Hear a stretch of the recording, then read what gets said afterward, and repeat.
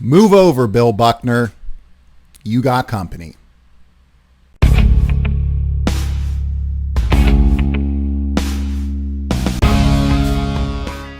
What's going on, everybody? BauerKillz coming at you with a quick video here to start the week. I just wanted to hop on here quickly and talk to you guys about this massive missed opportunity by Microsoft in their showcase at E3.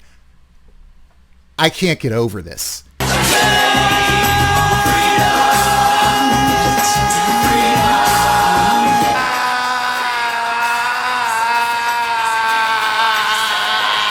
I don't even know where to start. You've got Sony and PlayStation who are just absolutely destroying you. Exclusivity being the biggest reason that this perception exists, and it's a true perception. PlayStation is the best place to play video games right now. They've got all of the exclusive games. Yes, Xbox might have some of those crossover titles, and they technically perform a little bit better on an Xbox, but nobody's going to care about that when you're playing God of War, Persona 5, Uncharted, Spider-Man, The Last of Us, Boo! Shadow of the Colossus, Horizon Zero Dawn, Ghost of Tsushima, Bloodborne, Ratchet and Clank, which, by the way, if you have a PlayStation 5 and you have not played Ratchet and Clank A Rift Apart as of yet, stop everything you're doing, literally click off this video, go buy a copy. Okay. Do it. Do it. It is a true showcase for the PlayStation 5. Had to at least drop that one in there. Those are just the ones off the top of my head, but you get my drift. You've got to start breaking into this Sony exclusive lead, and that's what supposedly this entire acquisition of Bethesda Game Studios was all about. You've already sucked up Obsidian. Now you've got Bethesda underneath your wing. This showcase was months in the making. Everybody waiting with bated breath.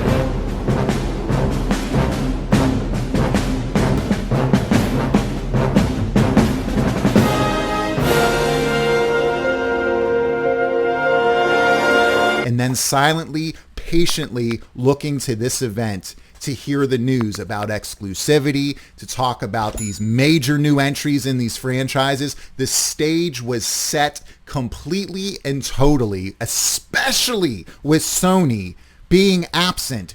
Fresh start. No debts, no baggage. I've already got my name picked out. Lord Rupert Everton. The marketing material for this event was essentially half Starfield and the other half Halo Infinite.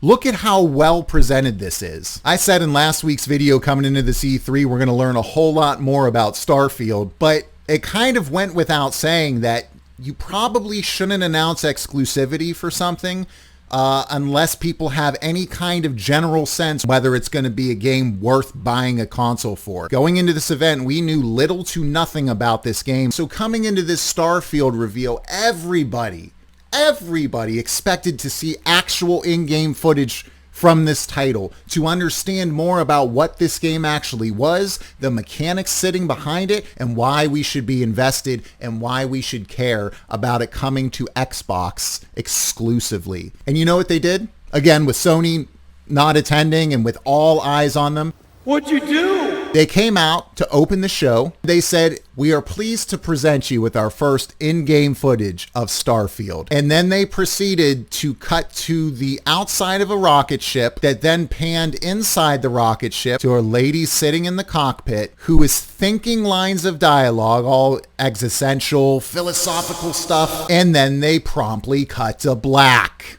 We learned absolutely nothing about Starfield at this show. Nothing. Feed him shit and keep him in the dock. The only thing we learned about Starfield was that, as expected, it is going to be an Xbox exclusive, but I don't understand why they give that away now when there's nothing tying that exclusivity to anything meaningful, because we still don't know whether the game's going to be worth playing or not, let alone selling a console for. You can't just buy games these days based on the name of a developer. Do you know who I am? I'm kind of a big deal. Especially one whose recent track record is atrocious. Consistently and routinely and regularly put gamers last, cut corners, and put out piss poor products. So that's Starfield. Half of the marketing right down the drain with just a shallow, meaningless reveal.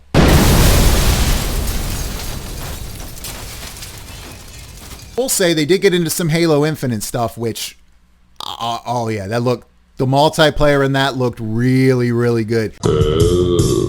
It gave me Halo 2 vibes. You heard me in my last video talk about how I think the original Halo was one of the most overrated games of all time. Halo 2 deserves every single positive word that's ever been said about it. And it gave me really nice warm fuzzies back to the times of playing 16-player LANs across 4 different rooms in my freshman year of college, and people telling me, hey, you're not allowed to use sticky grenades, okay?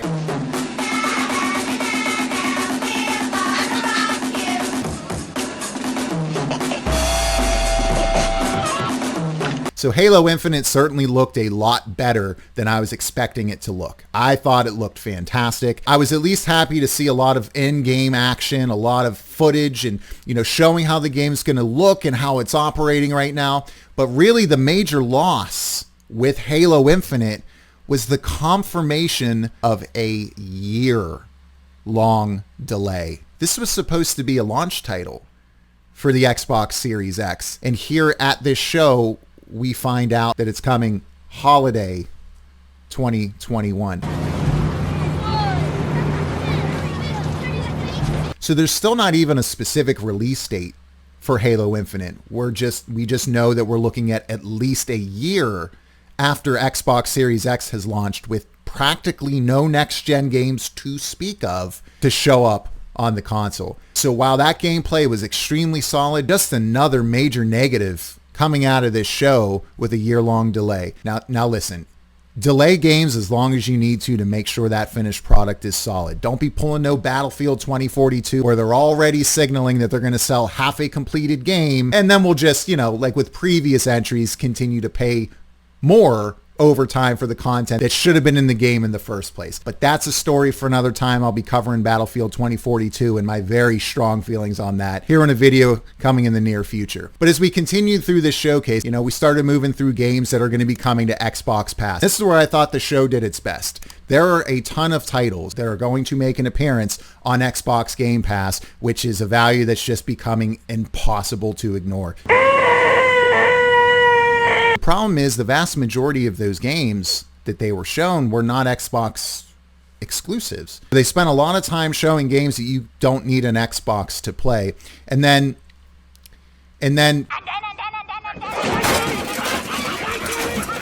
really kind of for me, the death knell, right? The death rattle of this show. Absolutely nothing on the Elder Scrolls 6. It's been 2 years since we've seen that 15-second trailer. So nothing on Elder Scrolls 6. There is some stuff for the Elder Scrolls Online, which if you're an Elder Scrolls Online player, fine. But people and gamers want a new single-player adventure in the Elder Scrolls franchise, the last one of which came out literally a decade ago. Oh, it can't get any worse, can it?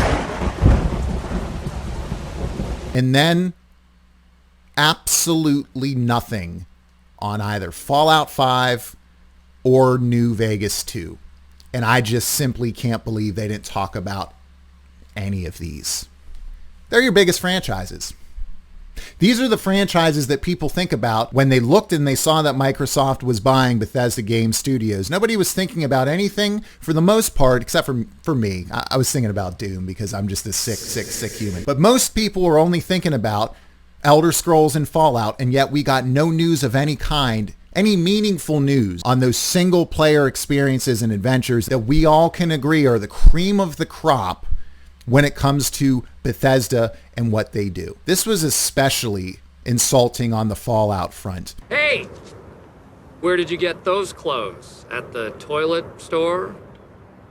Where they gave us Fallout 76 news, which continues to be an absolute disgrace in this industry for 3 years and counting. Nobody cares about Fallout 76. They like to prop up the player count. Oh, so many people are playing it on Steam, and look at all. Yeah, the reason people are playing it is because you've made it free, quote, free, on Game Pass, the equivalent of a couple of dollars to buy in and see what it's all about. People are going to hop on and check it out, and then they're promptly going to leave when they realize it's a bug-riddled cash grab. Fallout 76 news is not significant Fallout Fallout news, and I refuse to treat it as such. And the vast majority of gamers out there feel the exact same way. We have still heard nothing about Fallout 5.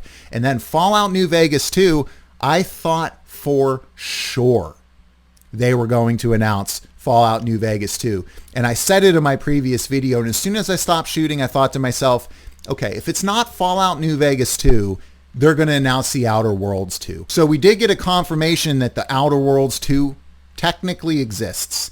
They put together this very self-aware trailer that would have been awesome if it wasn't so blatantly obvious that they could have done the exact same thing for Fallout New Vegas 2 and chose not to. I mean, honestly, this showcase by Microsoft was like Clark Griswold walking through his attic and not being able to get out of his own way.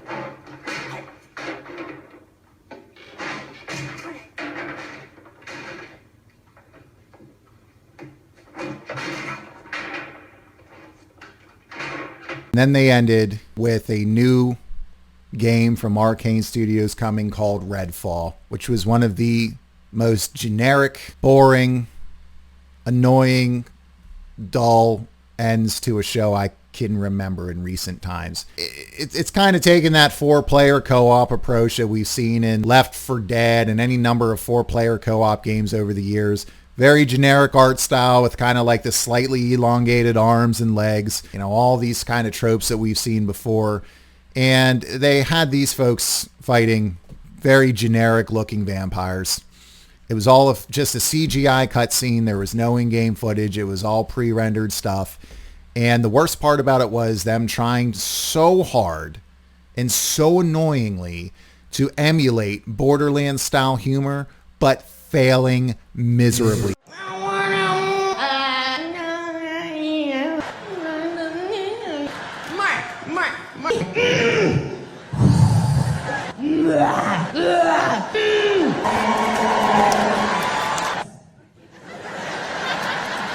It came off as incredibly unlikable, bland, boring, and just completely and totally flat for an end of show reveal of this caliber. I mean, guys,